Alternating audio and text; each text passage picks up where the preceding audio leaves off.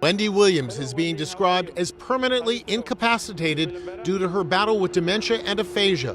Her guardian, attorney Sabrina Morrissey, made the disturbing revelation in court filings. Did you see a neurologist to find out if I'm crazy?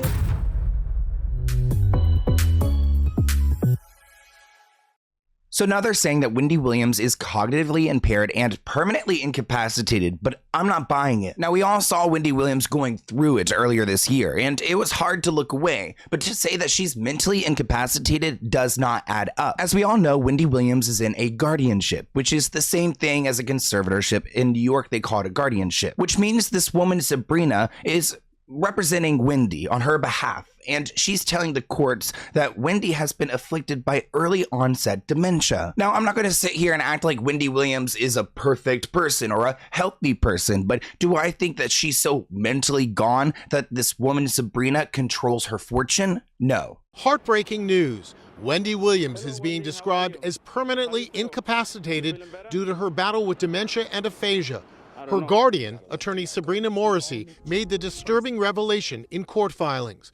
Wendy was last seen in public at a holistic store back in August, taking a photo with a fan in New Jersey. Now, as we know, Wendy was diagnosed with primary progressive aphasia and frontotemporal dementia. And some reports suggest that this is due to her alcoholism, that like her alcoholism pushed her to this point because she's pretty young to be suffering from dementia. Granted, dementia does have different levels and it affects people differently, but it looks like she has a case of early onset. When it comes to Wendy's progressive aphasia diagnosis, this is a nervous system syndrome that affects someone's ability to communicate. We all know that Wendy Williams has built her entire career off of communicating, so of course this is not a good sign. And it also looks like when it comes to this form of dementia that she has, the frontotemporal, it actually refers to a group of diseases that affect the frontal and temporal lobes, which could actually affect your personality and behavior, can change you as a person. I think back to her documentary when she had some moments of confusion or aggressiveness, and I think that this is maybe that condition showing. So yeah, maybe Wendy's going through it, but the problem I have is I do not trust this guardian, Sabrina. And of course, she's asking the court to go and approve some redactions of sensitive information. So they're trying to seal Wendy's case so we don't know what's really going on with her. All these memories keep coming back of Wendy complaining that she can't reach out to her family. Her family does not have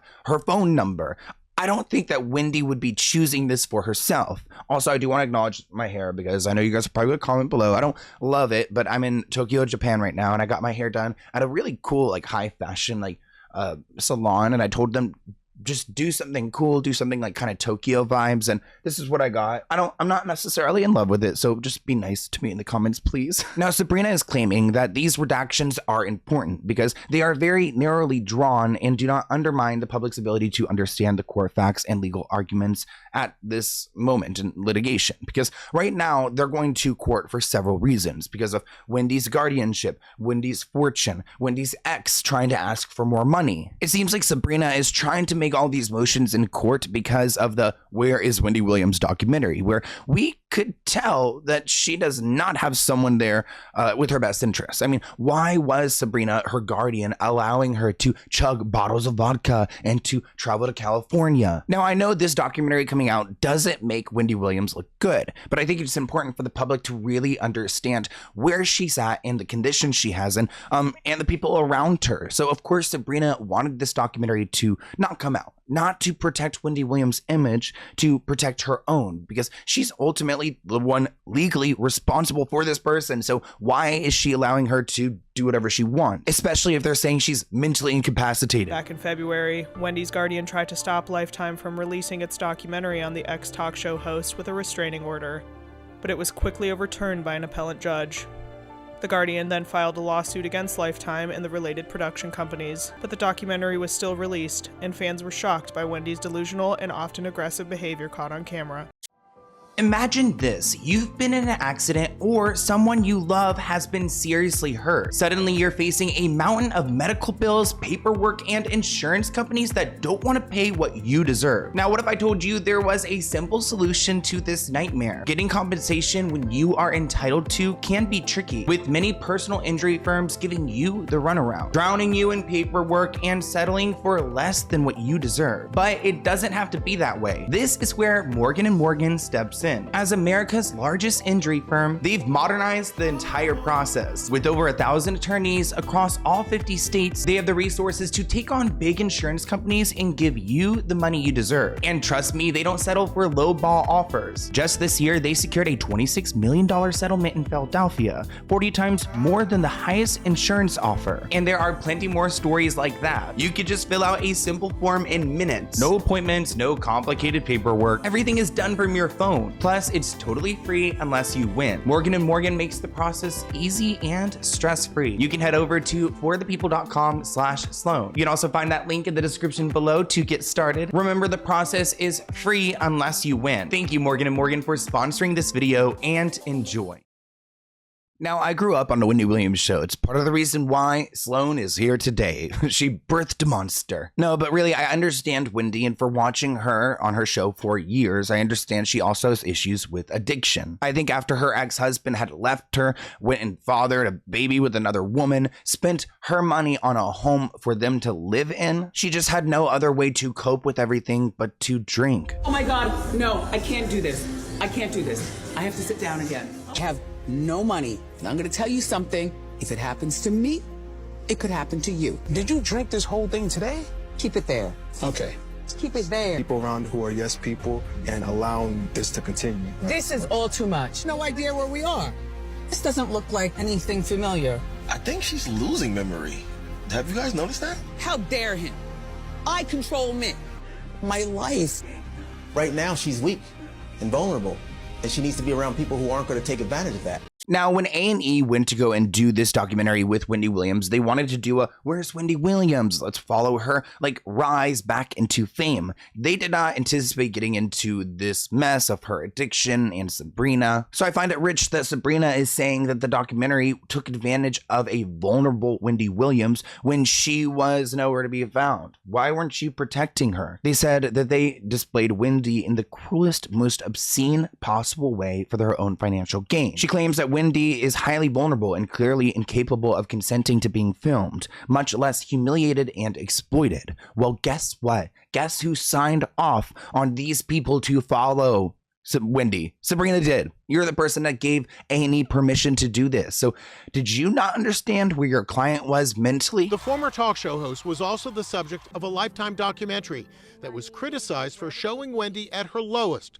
looking out of it, and perhaps not fully aware of what was going on. Now, another reason I do not like Wendy Williams' Guardian is because I think family is such a crucial part of support, healing. If you are going through a dark time and you have family around, it's going to help you. Wendy Williams needs nothing more but family. When she was down in Miami living with her son for a couple months, she loved it and she was doing pretty well. So major red flag here, because I don't think that her son Kevin, I don't think that her brother Tommy, I don't think that any of these people in her life are a bad influence. At least the family isn't. So why are they being cut off? I can't imagine being Kevin Hunter Jr., watching my mom going through all of this and not even having a phone number to go and call and to check in on her myself. My mom has done a great job making it seem like everything is okay always. Wendy, make sure you look here. 1, 2, 3. But in reality, there's something wrong going on.